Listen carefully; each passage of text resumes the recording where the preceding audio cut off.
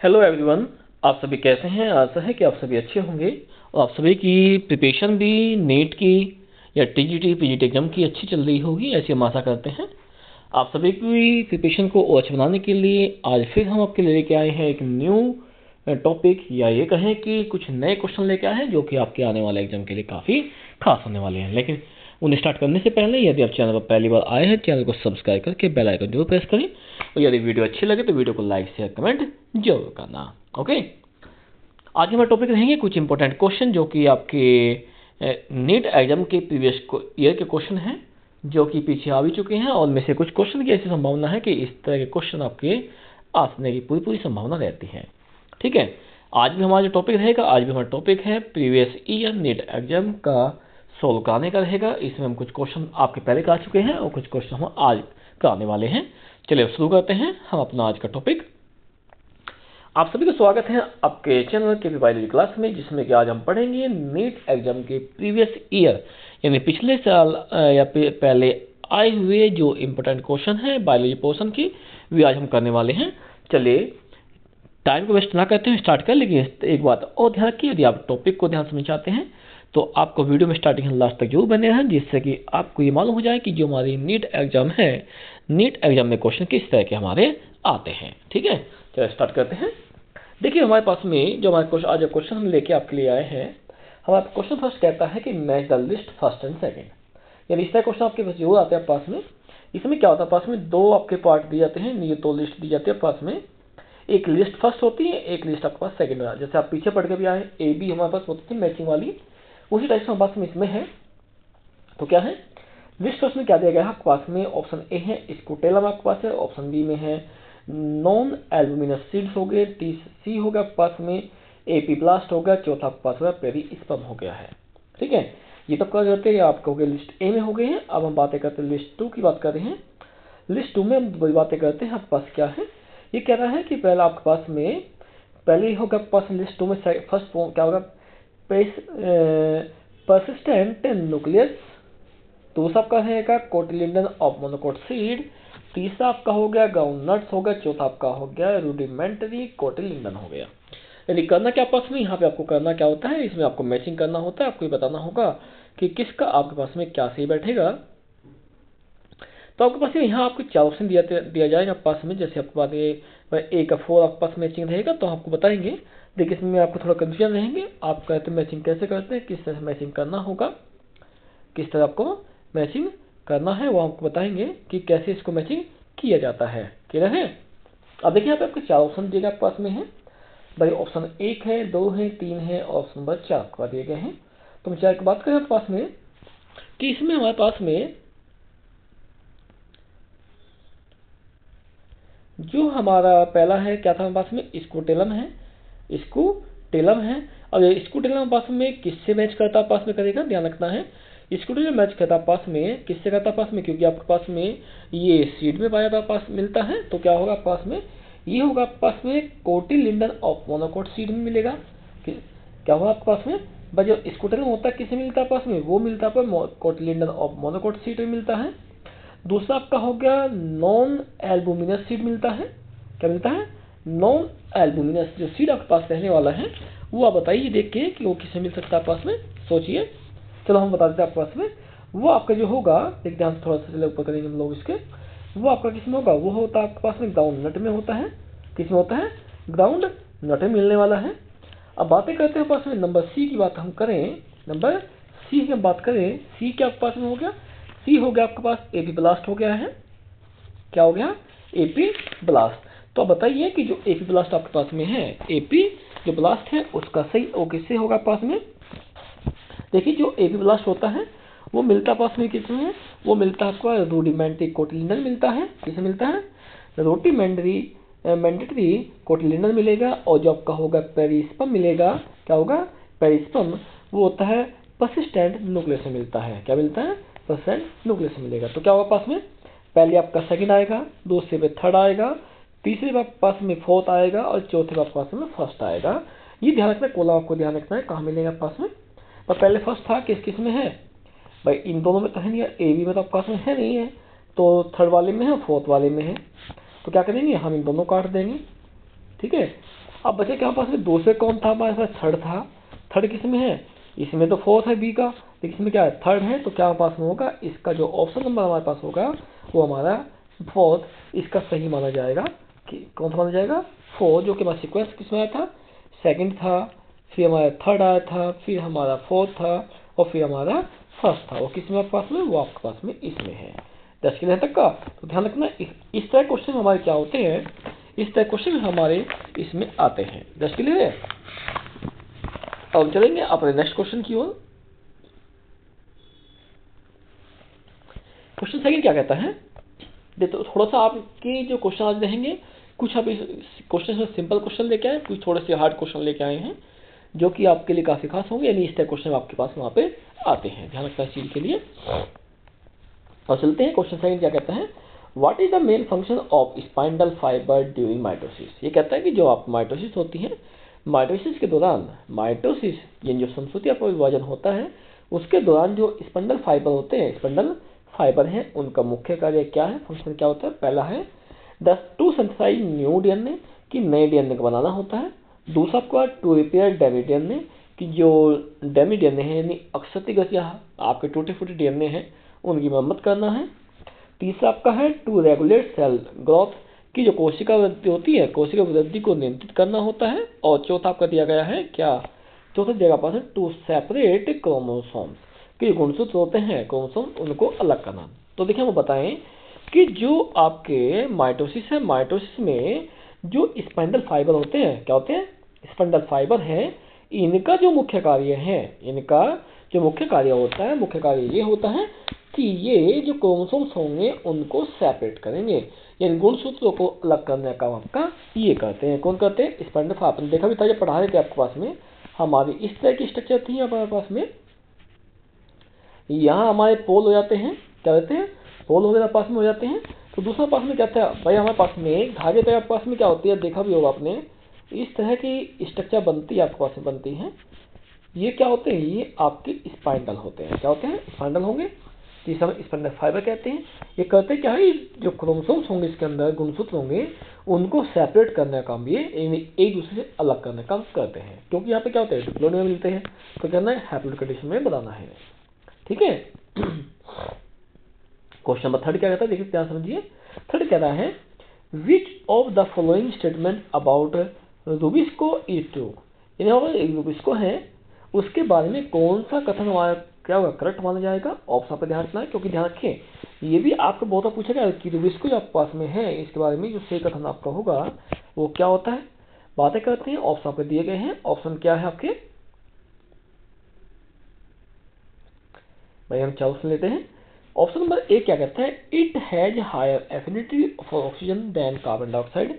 क्या होता है, इसकी ऑक्सीजन से अधिक, यानी क्या है पास में देन कार्बन डाइऑक्साइड, कि ऑक्सीजन की कार्बन डाइऑक्साइड की कंपेरिजन में अधिक एफिनिटी होती है या क्षमता होती है। दो आपके पास हो गया। It is involve in photolysis of water, कि यह जल के फोटोलाइसिस में भाग लेता है। तीसरा आपके पास हो गया, इट कैटलाइज कार्बोक्सिलेशन ऑफ यानी कहते हैं आरयूबीपी है। और चौथा आपके पास में कह सकते हैं, it is active only in dark, कि यह केवल क्या कहता है, यह केवल आपको डार्क में क्या कहता है, इन्वॉल्व होगा। तो पूछे क्या, ध्यान समझिए क्वेश्चन क्या था पास में, क्वेश्चन था कि रुबिस्को क्या था, रुबिस्को आपके पास में इसका मुख्य कार्य क्या है। तो सिंपल बताता हूँ, जहां पर भी आपका इसमें यदि कहीं पर भी रुबिस्को दिया जाए और उसमें कहीं पर आरयूबी आ जाए, क्या आ जाए, आरयूबी आ जाए, तो ध्यान रखना बिना कुछ समझने, मोस्टली एक आइडिया बताता हूँ ज्यादातर, यदि वहाँ पे कार्बोक्सिलेशन कैटलिस्ट पूछे जाए कि कैटलिस्ट कार्बोक्सिलेशन दिया जाए और रूप दे दी जाए आरयूबीपी, तो ध्यान रखना है आपको उसमें निशान लगा देना है, क्योंकि रूप आपके पास दिया। लेकिन ध्यान रखना ये क्या होता है, ये आपका एक कैटलाइज होता है, यानी कार्बोक्सिलेशन में। ठीक है, तो ध्यान रखना है। तो इसके जो आपके पास सही आंसर होगा क्वेश्चन नंबर थर्ड का, वो सही आंसर आपके पास होगा कि it catalyse carboxylation of RuBP, कि यह जो आरयूबीपी है कि कार्बोक्सिलेशन को उत्प्रेरित के एक्टिव करता है। ठीक है, कौन, रुबिस्को करने वाला है। देखो थोड़ा सा आपको क्वेश्चन आज अटपटे लग रहे हैं, ये अटपटे नहीं है, क्योंकि कल तो आपको मैंने क्वेश्चन कराए थे, सिंपल क्वेश्चन कराए थे। आज थोड़े क्वेश्चन इसमें सिंपल भी रहेंगे, लेकिन कुछ क्वेश्चन आपके टफ होने वाले हैं जो कि आपकी मेरिट को अप डाउन करते हैं। तो ध्यान इस तरह क्वेश्चन आपके पास आते हैं जो कि काफ़ी टफ होते हैं, आपको बनते हैं। और जब क्वेश्चन देखा था आपने, वो क्वेश्चन आपके पास क्लास 11 से था। अब ये क्वेश्चन आपसे लेकर ये क्वेश्चन आपका क्लास 12 से है। ये क्वेश्चन क्या कहता है, for given below are two statement, यानी यहाँ पे दो स्टेटमेंट दिए गए हैं जैसे पीछे आप दिए गए थे। पहला स्टेटमेंट क्या कहता है, DNA fragment extracted from gel electrophoresis can be used in construction of recombinant DNA. ये कहता है कि जो डीएनए के खंड होते हैं वे जेल इलेक्ट्रोफोरेसिस से अलग किए जाते हैं, जिसका उपयोग हम जो रिकॉम्बिनेंट डीएनए है उनमें करते हैं। पहला तो फर्स्ट स्टेटमेंट दे देगा, तो वही देगा कि जेल इलेक्ट्रोफोरेसिस निकाले गए डीएनए खंडों का उपयोग रिकॉम्बिनेंट डीएनए में करते हैं। ठीक है। दूसरा स्टेटमेंट क्या कहता है, दूसरा स्टेटमेंट आपको ये कह रहा है कि smaller DNA fragment move toward anode while large fragment remain near to well. ये कहता है पास में कि जो डीएनए के छोटे खंड होते हैं वे एनोड की तरफ चले जाते हैं, बाकी क्या होते हैं वहीं पर रह जाते हैं। अब बताइए, आपने जो हमें पढ़ा था जेल इलेक्ट्रोफोरेसिस पढ़ा था, उसमें कहा था कि छोटे छोटे खंड आपके अलग हो जाएंगे और जो लार्ज खंड होते फ्रेगमेंट होते हैं वे आपके अलग हो जाते हैं। अब एनोड क्या थोड़ी बात कर रहा है, यहाँ पे तो क्या कहा है इसने कि वे एनोड की तरफ होंगे। तो बताइए आपकी जो आपका क्या कहता है स्टेटमेंट फर्स्ट है, क्या कहता है स्टेटमेंट कि डीएनए जो फ्रेगमेंट होते हैं जेल इलेक्ट्रोफोरेसिस से अलग करके या जेल इलेक्ट्रोफोरेसिस में अलग करके उन्हें रिकॉम्बिनेंट यूज करते हैं। शायद ये तो बात सही है, बिल्कुल है। अब दूसरा क्या कहता है कि जो डीएनए छोटे खंड होते हैं वे एनोड की तरफ चले जाते हैं, बाकी आपके पास क्या होते हैं, बाकी आपके पास सेम रहते हैं, जहाँ पर थे वे वहीं रहेंगे। तो आपको बताना होगा कि आपका जो क्वेश्चन नंबर 4 है उसका सही आंसर आपका क्या होना चाहिए। स्टेटमेंट क्या देगा, आंसर क्या देते हैं, देख ध्यान समझिए। ऑप्शन में है,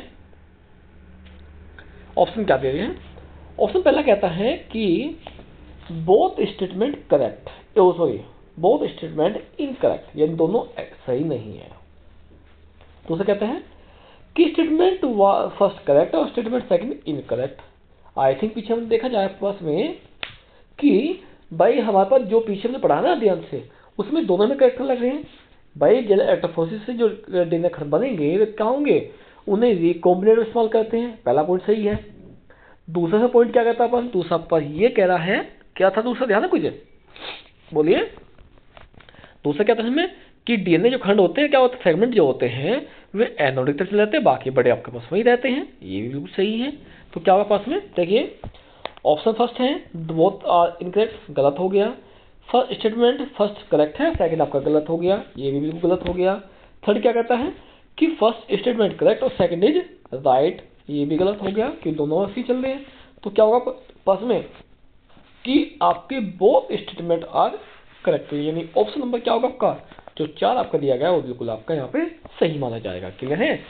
देखिए यदि आपको थोड़ा सा मैंने पहले कहा है थोड़ा टफ लगेंगे, हार्ड भी लगने वाले हैं, क्योंकि इस तरह क्वेश्चन आपके ध्यान रखना है, ये इस टाइप के क्वेश्चन आपके नीट एग्जाम में आते हैं। और यही कारण है कि आपकी जो मेरिट होती है नीट में वो अप एंड डाउन होती है, क्योंकि आप सिंपल तो कर सकते हैं लेकिन जो स्टेटमेंट वाले हैं या आपके जो मैचिंग वाले क्वेश्चन होते हैं उनमें आप कर नहीं पाएंगे, उनमें काफ़ी सोचना पड़ता है। तो क्या होते हैं वही मेरिट को ऊपर नीचे लेके चले जाते हैं। तो ध्यान रखना, ये आप ध्यान समझेंगे तो इतने हार्ड भी नहीं है। और यदि हाँ आपको अच्छा लगे तो वीडियो को लाइक शेयर और कमेंट जरूर कर देना यदि आपको कुछ सही लगता है तो। चलिए क्वेश्चन नंबर 5 कहते हैं, 5 क्या ध्यान समझिए, 5 क्या कह रहा है, 5 कहता है पास क्वेश्चन 5 क्या कह रहा है, ये कहता है which factor is responsible for termination of transcription. ये कहता है ट्रांसक्रिप्शन, यानी जो आपके पास में ट्रांसक्रिप्शन आपके पास होता है, अनुलेखन होता है, ठीक है, उसमें कौन सा अंतक, ठीक है, या कौन सा जो फैक्टर होता है पास में उसको समाप्त करने में सहायक होता है अनुलेखन को। या ऐसे समझिए कि जो ट्रांसक्रिप्शन होता है, ट्रांसक्रिप्शन लास्ट में यानी जो खत्म करेंगे ट्रांसक्रिप्शन को, उसमें कौन सा फैक्टर जो आपके पास कारक है वो हेल्प करता है। और जब हमने आपको पढ़ाया ट्रांसक्रिप्शन पढ़ाया था मेरे क्लास 12th में, तो ध्यान उसमें पढ़ाया था पास में कि कौन कौन से फैक्टर थे पास में, क्या वहाँ अल्फा था, वो आप देखिए, गामा था, रो था या सिग्मा था। ध्यान आपको ज़्यादा में ध्यान है कि वहाँ पे ना तो अल्फा था नहीं आपके पास गामा थे, क्या थे, 2 आपको मिले थे, कौन कौन, सिग्मा और 2। लेकिन इनमें से कौन सा पर ट्रांसक्रिप्शन में ट्रांजिशन हेल्प करता है वो आप बताइए मुझे। क्वेश्चन 5 आपको चल रहा है, कौन सा आपके पास होगा, क्या 2 सिग्मा होगा, नहीं। गामा होगा नहीं, अल्फा होगा नहीं, तो क्या होगा आपस में बचा आपका रो फैक्टर बचा हुआ है। क्या बचा है? Rho factor. यानी आपका ट्रांसक्रिप्शन होता है उसमें टर्मिनेशन करने के लिए टर्मिनेशन एंडिंग पर क्या होता है पास में रो फैक्टर ही रेस्पॉन्सिबल होता है। जस्ट क्लियर तक का? तो क्या होगा ऑप्शन नंबर बी इसका सही आंसर माना जाएगा। देखो बिल्कुल है ना क्वेश्चन, थोड़ा घुमा के बताया आपके पास में। क्वेश्चन नंबर 6 क्या कहता है, ध्यान समझिए। 6 कहता है consider the following statement regarding adrenal medullary hormones. ये जो एड्रिनल मेडुला हार्मोन्स होता है उसके बारे में कौन सा जो ऑप्शन है सही है? पहला, इट कॉज पुपिलरी कंस्ट्रिक्शन, कि यह जो पुतली का होता है उसके संकुचन में हेल्प करता है। दूसरा है it is a hyperglycaemic hormone, कि यह एक रक्त में मिलने वाला रक्त में ग्लूकोज को बढ़ाने वाला हार्मोन आपके पास हो गया है। तीसरा आपको दिया गया क्या? तीसरा आपको दिया जाता है क्या है? इट कॉज पिलो इरेक्शन, कि यह रोए खड़े होने के कारण बनता है। चौथा आपका दिया गया है, क्या दिया गया चौथा आपके पास है? चौथा है it increase strength of heart construction, कि जो हृदय है हृदय के संकुचन की जो शक्ति होती है उसे बढ़ाने में ये सहायक होता है। ठीक है, आप देखिए चारों में से कौन सा ऑप्शन सही है। पहले क्वेश्चन ध्यान से चलिए, दोबारा चलते हैं क्वेश्चन पे। क्या कहता है कि कौन सा हमारा क्या होता है एड्रिनल मेडुला हार्मोन्स के बारे में सही है। ठीक है, क्या है हार्मोन्स के बारे में, तो ध्यान रखना आपके पास में कि जो एड्रिनल मेडुलरी हार्मोन्स हैं उसके लिए सही जो आंसर होगा वो क्या होगा पास में? वो होगा आपका कि इट कॉज पुपिलरी कंस्ट्रिक्शन, की जो आंख की पुतलियां होती हैं उनके संकुचन में ये हेल्प करता है। क्योंकि जैसे मान ली कुछ आंखों में गैप डल गया या सामने कुछ लाइट आ रही है तो क्या करना आपका मेडुला के अकॉर्डिंग करके आपकी जो आंखें होती हैं अपने आप ही क्या होती है बिना बंद किए ना चाहते हुए भी अपना बंद हो जाएगी। मान लो धूल उड़ गई आ रही है तो अब ना चाहते हो आपकी क्या होगी अपने आप आंखें बंद हो जाती है। मान लो कुछ हमारे आंखों के सामने आया तो उसे आते ही क्या होगा अपने आप ऑटोमेटिकली हमारी क्या हुए आंखें बंद हो गई। तो क्या करा आपस में उसमें आपका जो एड्रिनल मेडुला है वो काम कर रहा है, क्योंकि इससे आपके हार्मोन साइकिल होता है जिसे क्या कहते हैं हम एड्रिनल मेडुलरी हार्मोन्स कहते हैं। ठीक है, लेकिन आप देखो आई थिंक तो आपके पास हो गया, देखते क्या ये सही आपके पास होगा क्या।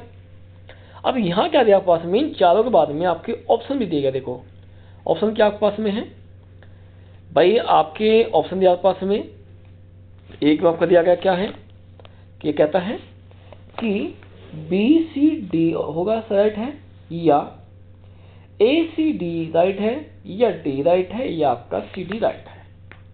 तो देखिए हम बताएं कि इसके लिए जो आपका सही आंसर होगा ठीक है ना वो कौन कौन सा होगा। देखो यदि हम ये कहें कि जो आपका आईज होती है आंखें पुतली होती है उनके कंस्ट्रक्शन में हेल्प करता है बिल्कुल नहीं, उसको समझाता ना इसी बात हो गई। तो क्या है it is a hyperglycaemic hormone, बिल्कुल सही बात है कि क्या होता है आपका ये हाइपरग्लाइसेमिक हार्मोन होता है। दूसरा इट कॉज पिलो एक्शन, कि ये रोए खड़े होने के कारण बनता है, ये भी बिल्कुल सही बात हो गया आपके पास हो गया है। ठीक है, चौथा पास नेक्स्ट क्या दिया पास है चौथा क्या है चौथा है it increase strength of heart construction, कि जो हृदय है हृदय के संकुचन की अक्षमता को बढ़ाता है। तो ध्यान रखना तीनों आपके पास सही होंगे, इस कारण से हमारा जो इसका आंसर होगा ऑप्शन नंबर ए यानी बी सी एंड डी इसका सही आंसर होगा। ए इसमें नहीं होता क्योंकि ये पुतलियों के जो आंखें पुतलियां होती हैं उनके बंद करने में सहायक नहीं होता है। क्यों बात हो रही है एड्रिनल की बात कर रहा है, एड्रिनल भी है मेडुलरी भी है। ठीक है, तो ध्यान रखना उसमें ये हेल्प नहीं करेगा। वो तो मैं आपको कहा था कि आंखें लाइट आती है तब बंद हो जाती है उसमें हेल्प करता है। एक समझा कि मान लीजिए जिस तरह की बंद होती है वो एक हमारी एक नॉर्मल एक्टिविटी है, लेकिन आपके पास में जो हार्मोन्स हैं वो आपके लिए क्या होता है वो इनके लिए जिम्मेदार होता है, न कि आपके अदर के लिए वो रेस्पॉन्सिबल होगा। जस्ट क्लियर है। अब चलेंगे हम बता क्वेश्चन की क्वेश्चन नंबर नेक्स्ट चलते हैं। क्वेश्चन नंबर नेक्स्ट क्या कहता है क्वेश्चन नंबर 7 क्या कहता है ध्यान समझिए। देखो थोड़ा से आप वही कहेंगे कि ये सवाल तो क्वेश्चन काफी हार्ड है तो समझ में नहीं आ रहे हैं। देखो भाई क्वेश्चन में पहले कहा गया क्वेश्चन आज आपके टफ होने वाले हैं हार्ड होने वाले हैं।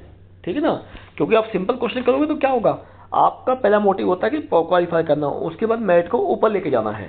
तो पहले क्वालिफाई तो कर लीजिए आप उसे। इसी कारण जब हम ज़्यादा टफ को तो कर नहीं पाते सिंपल करते हैं तो क्या होता है हमारा जो क्वेश्चन पेपर है सोल्व नहीं हो पाएगा, जब 100 नहीं होगा तो क्या होता है, हम एग्जाम क्वालिफाई भी नहीं कर पाते हैं। लगभग हमारे पास में 220 जो नंबर में चाहिए होते हैं क्वालिफाई करने के लिए, कम से कम कितने चाहिए होते हैं, 220 नंबर चाहिए होते हैं। वे भी ध्यान रखना हमारे पास में, हम उन्हें गेन नहीं कर पाते, यही कारण हमारे पास में इसमें होता है। टेस्ट क्लियर है? तो ध्यान रखने चीज़ों के लिए ये हमारा रहेगा इसमें। और चलते क्वेश्चन नंबर 7 चलते हैं। ये कह रहे हैं histone are enriched with which amino acid. ये कहता है कि हिस्टोन जो होता है किन अमीनो अम्लों से मिलकर बनता है। पहला लुसीन और लाइसिन, दूसरा फिनाइलिन और ल्यूसीन, तीसरा फिनाइलिन और आर्जिनिन, और चौथा आपके पास हो गया है, क्या होता है, चौथा आपका है लाइसिन एंड आर्जिनिन। तो आपको बताना होगा कि जो हिस्टोन प्रोटीन होती है, हिस्टोन प्रोटीन होती है, वो किससे मिलकर बनती है।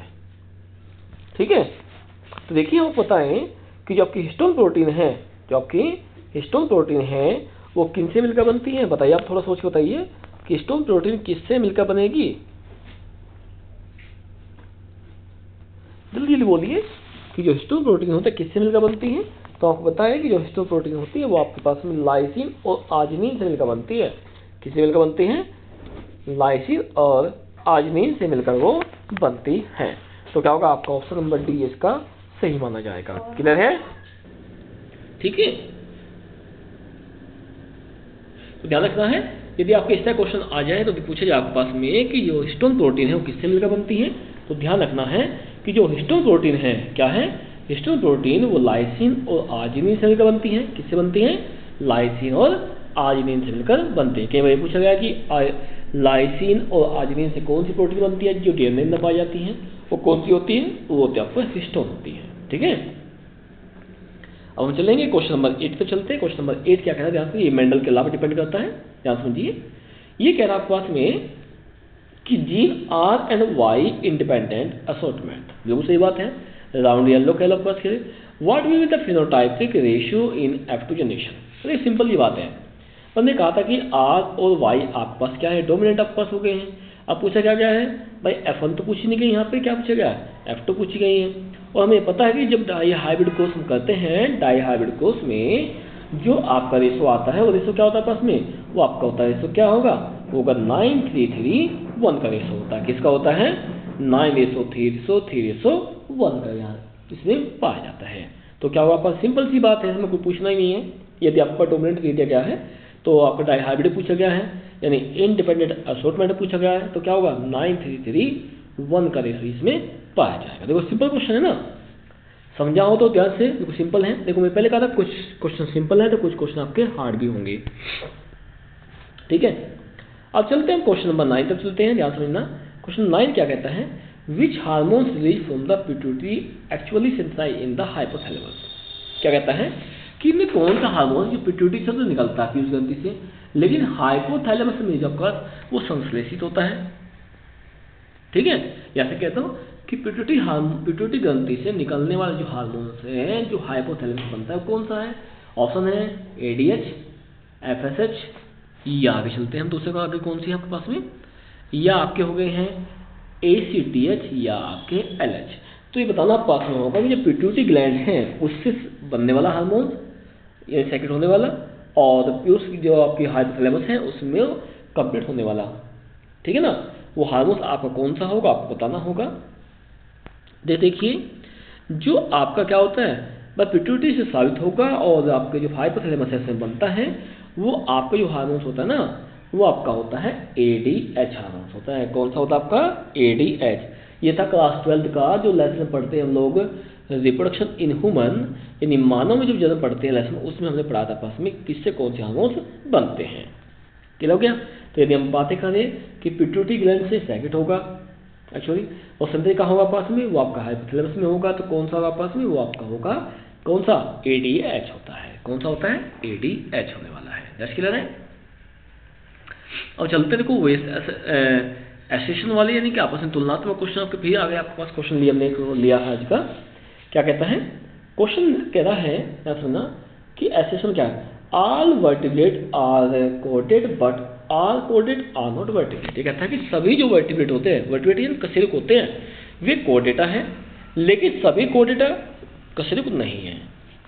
देखो हमें 3 तरह के अवयव पढ़ाए थे भाई। वर्टिब्रेट आपके पास में था, नॉन वर्टिब्रेट थे, और हमें कोऑर्डिनेट थे। ये क्या कहता है, पहले इसने कहा क्या कहा दिया कि all vertebrate are coordinate but all coordinate are not vertebrate, कि सभी वर्टिब्रेट क्या है आपके पास कोऑर्डिनेट तो है, लेकिन सभी कोऑर्डिनेट आपके वर्टिब्रेट नहीं है।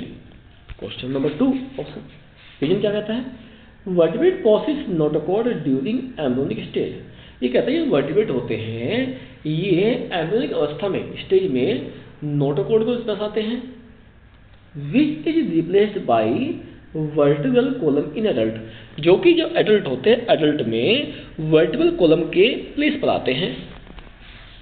ठीक है, अब देखते हैं कि दोनों में क्वेश्चन कौन सा सही आपके पास रहेगा।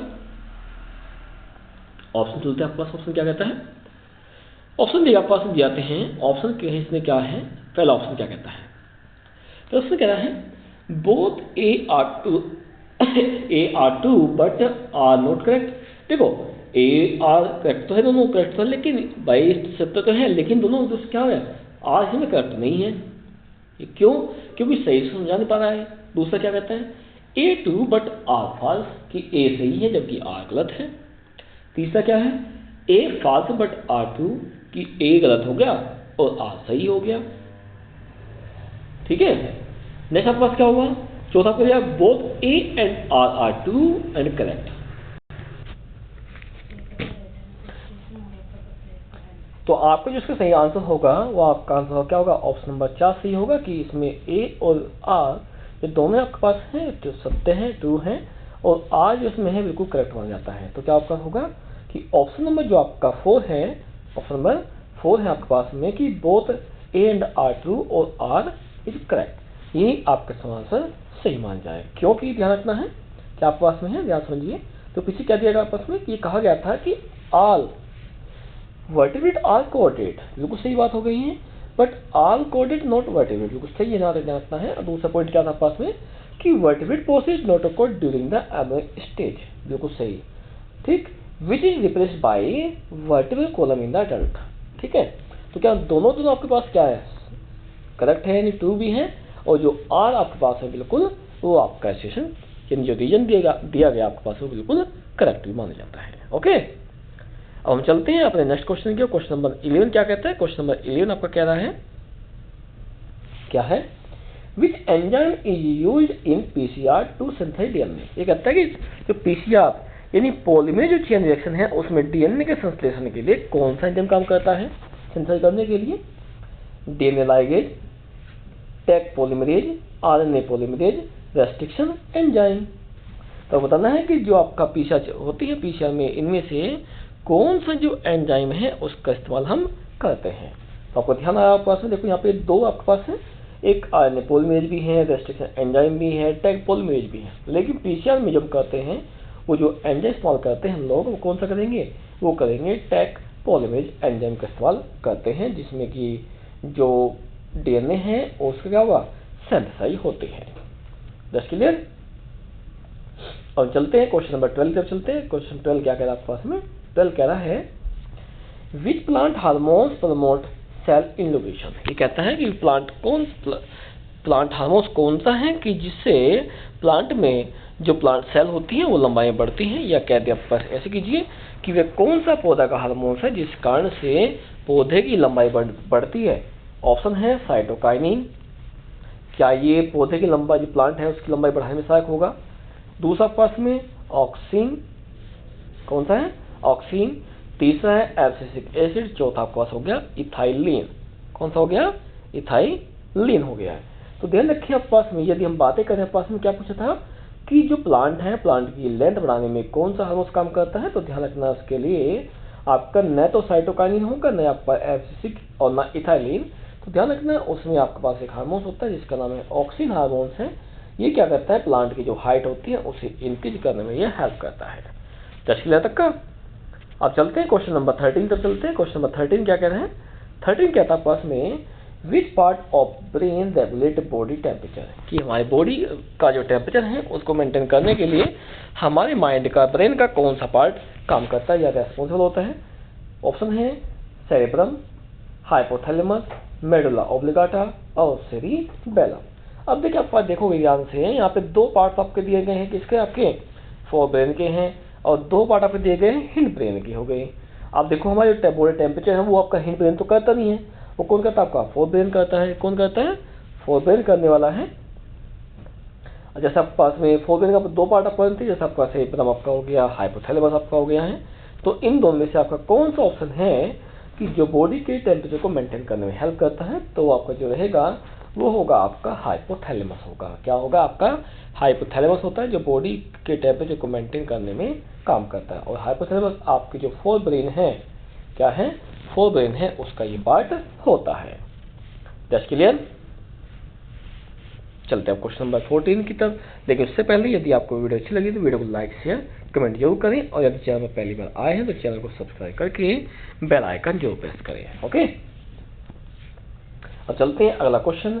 Which gas is release during photosynthesis. ये कहता है कि जब फोटोसिंथेसिस प्रकाश संश्लेषण अभिक्रिया होती है, प्रोसेस होती हैं, तो उसमें आप कौन सा हार्मोन, कौन सी गैस है जो उत्पन्न होती है।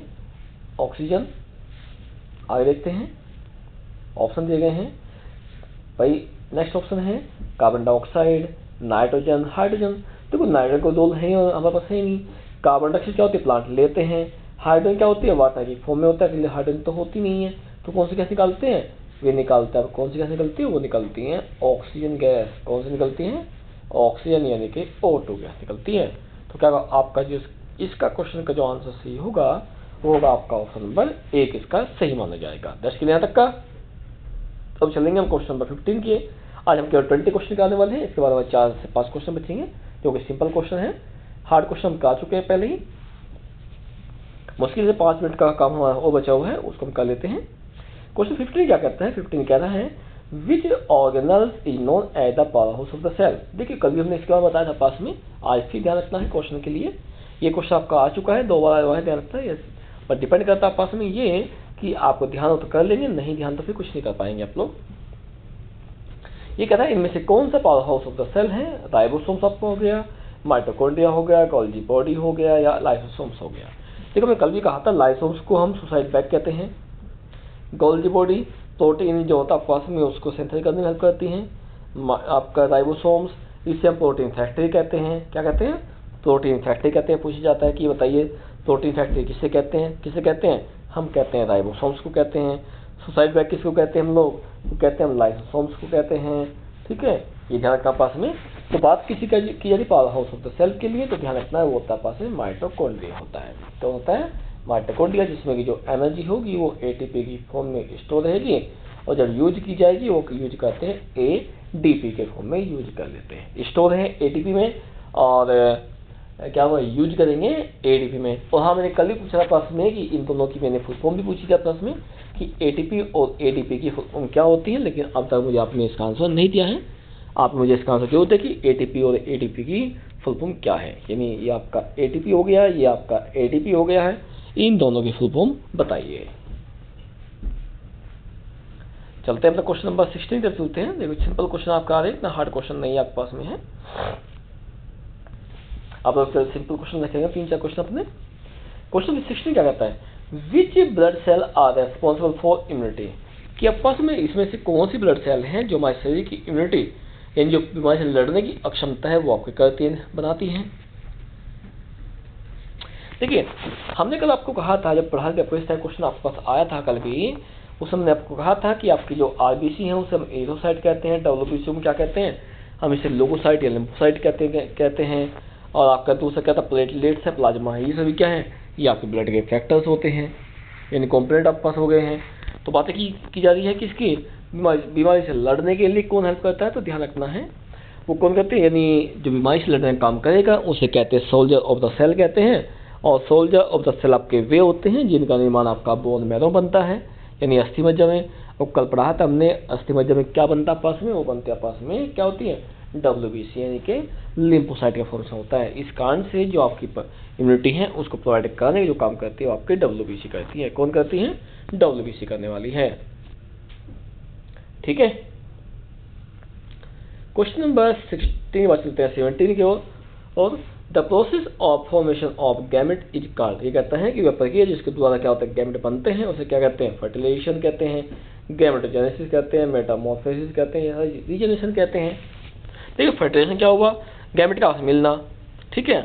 आपका जो दूसरा आपके पास हो गया कौन है, ये सेकंड ऑप्शन आपको दिया गया क्या है, गैमेटोजेनेसिस आपके पास है। गैमेटोजेनेसिस के आपके पास हो गई, गैमेटोजेनेसिस आपके पास हो गई है जिसमें कि क्या होते हैं, जो मेल गैमेट हो या फीमेल गैमेट हो उनका फॉर्मेशन होता है, उसे क्या कहते हैं, गैमेटोजेनेसिस कहते हैं। अभी क्या पूछा गया कि गैमेट का बनना पूछा गया है, तो क्या आएगा, वो आपका आएगा ऑप्शन नंबर सेकंड, यानी गैमेटोजेनेसिस का सही आंसर आएगा। क्या आएगा, गैमेटोजेनेसिस ही सही आंसर होगा। अब चलते हैं हम एक नेक्स्ट क्वेश्चन की, वो क्वेश्चन नंबर 18 कहते हैं। इसके बाद हमारे 2 क्वेश्चन ले जाएंगे, मैंने कहा था 5 मिनट लगने वाली है, ज़्यादा नहीं लगेगी।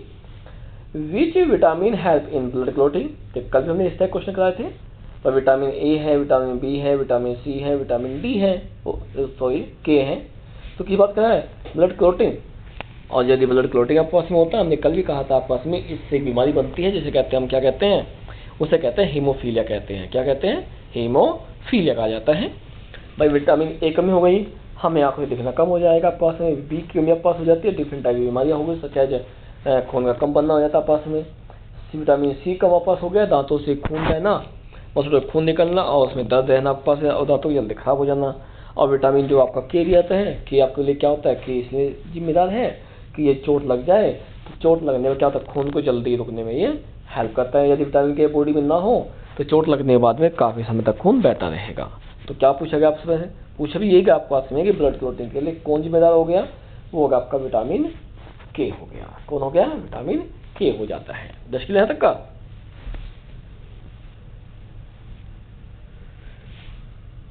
अब हम चलेंगे अपने नेक्स्ट सेकंड लास्ट क्वेश्चन की ओर, सेकंड लास्ट क्वेश्चन की ओर चलते हैं, आप चलेंगे। क्या कहता है, which structure connect muscles to bones. देखो मसल एक होते हैं पास में होती हैं बोन टू बोन अटैच करना, एक होते हैं मसल्स टू बोन अटैच करना। या पूछा क्या गया आपसे, पूछा गया पास में है मसल टू बोन पूछा गया है। मैंने पहले कहा है कि एक बोन टू बोन होते हैं, बी टू बी हो गया, एक एम टू बी हो गया। यदि हम बात क्या पास में है कि वे स्ट्रक्चर जिसमें बोन से बोन अटैच होती है, बोन से बोन अटैच होती है, तो क्या कहते हैं उसे, तो कहते हैं लिंगामेंट कहते हैं। क्या कहते हैं, लिंगामेंट कहते हैं। लेकिन यहाँ पूछा क्या गया है, यहाँ पूछा गया आपसे ये है कि मसल्स बोन से टच होती हैं, तो ध्यान रखना है उसे क्या कहते हैं, उसे कहते हैं टंडन कहते हैं। क्या कहते हैं, टंडन कहा जाता है। दोबारा सुन लीजिए, यदि बोन टू बोन टच हो तो लिंगामेंट, ठीक है, और यदि मसल्स टू बोन्स हो तो उसे क्या कहेंगे, टंडन कहेंगे। क्या कहेंगे, टंडन कहेंगे। अब चलते हैं अपने लास्ट क्वेश्चन जो हमारा आज का है, ये हमारा लास्ट क्वेश्चन होगा। आप ध्यान समझ देख लीजिए आप भी कि हमने जो आज के क्वेश्चन लिए हैं उसमें कुछ हमने टफ क्वेश्चन भी लिए स्टार्टिंग में लिए हैं, और कुछ क्वेश्चन हमारे क्या बहुत सिंपल भी आए हैं। ये हमने अपने पास नहीं लिए हैं, ये बोर्ड में यानी नीट का जो एग्जाम होता है उसमें क्वेश्चन इसी तरह के आपके आते हैं कि कुछ क्वेश्चन आपके टफ भी आएंगे और कुछ क्वेश्चन आपके क्या होता है सिंपल भी आते हैं। ठीक है, ये ध्यान समझोगे, सिंपल में आप क्वालिफाई तो कर सकते हैं, लेकिन मेरिट नंबर लाने के लिए आपको टफ क्वेश्चन है उन्हें भी आपको सोल्व करना होगा, डीपली करना होगा। ठीक है, अब चलते हैं क्वेश्चन नंबर नेक्स्ट की तरफ चलते हैं। लास्ट क्वेश्चन है, ये कहता है which part of plant perform photosynthesis. Simple सी बात है, कुछ आप कर सकते हैं कि प्लांट का कौन सा पार्ट है जिसमें फोटोसिंथेसिस होती है, रूट, स्टेम, लीफ, फ्लावर। अब बताइए किसमें होती है, क्या वो ऐसी स्ट्रक्चर होती है, ये क्या आपके पास में, ये आपकी हो गई लीफ हो गई है, क्या हो गई, लीफ हो गई है। तो ध्यान रखना पास में क्या होगा, ये जो आपकी होती कहाँ होती है, ये आपकी लीफ में होती है। तो ये थे हमारे आज के 20 क्वेश्चन जो कि हम आपके लिए लेके आए थे। काफ़ी खास क्वेश्चन जो आपके आने वाले एग्जाम के लिए भी हो सकता है इनमें से कुछ क्वेश्चन आपको मिल जाए, जो नहीं देखो वे ही मिले। हाँ ये है कि जो क्वेश्चन आपके बीच में जैसे दिए गए पॉइंट दिए गए हैं और मैं आपको बताया, जैसे आपका लाइसोम्स हो गया, आपका माइटोकॉन्ड्रिया पूछा गया था प्लस में, फिर आपके अदर्स पूछे गए जैसे राइबोसोम्स हैं, गोल्जी बॉडी हो गया, तो इनसे अलग क्वेश्चन निकाल के पूछ सकते हैं, लेकिन आएंगे नहीं। सी उम्मीद है आपके 1 से 2 क्वेश्चन आपके इस तरह क्वेश्चन आपके बोर्ड यानी जो आने वाला आपका जो एग्जाम है वो नीट एग्जाम हो या आपका टीजीटी पीजीटी का एग्जाम हो, उसमें मिलने की पूरी संभावना रहती है, ऐसे हम आशा करते हैं। तो ये थे हमारे आज के क्वेश्चन जो 1 to 20 हमारे पास थे। आशा है कि आपको ये क्वेश्चन समझ में आए होंगे, और यदि फिर भी आपको कोई डाउट रह गया है तो आप हमें कमेंट कर सकते हैं या हमें हमारा जो व्हाट्सअप नंबर है उस पर भी हम मैसेज करके अपने क्वेश्चन का आंसर ले सकते हैं। हो सकता है थोड़ा बहुत टाइम तो लगे, लेकिन हम आपको उसका आंसर जरूर देंगे। अब क्लास को ख़त्म करने से पहले एक बार फिर, यदि आप चैनल पहली बार हैं तो चैनल को सब्सक्राइब जरूर करें, और यदि वीडियो अच्छी लगे तो वीडियो को लाइक शेयर कमेंट जरूर करें। और ध्यान रखें, हमने पहले कहा था कि हम अपने चैनल पर जो नीट एग्जाम है उसकी प्रिपरेशन करा रहे हैं। जो भी स्टूडेंट इसके लिए एग्री हो या करना चाहता हो वो कॉन्टैक्ट कर सकता है और हमारे चैनल पर जा करके हमसे कलेक्ट हो सकता है। ठीक है, जिसे हम जो प्रिपरेशन कराते हैं कंप्लीट फ्री करा रहे हैं, उसके लिए आपसे कोई चार्ज नहीं ले पा रहे हैं। दिस क्लियर है। अब चलते हैं अपने क्लास को हम यही कवर करेंगे। कल फिर मिलते हैं अपने नेक्स्ट क्लास में न्यू क्वेश्चन के लिए, या ये कहें कि नए क्वेश्चन लेकर, जो कि आपके लिए काफ़ी खास होंगे। तब तक के लिए टेक केयर।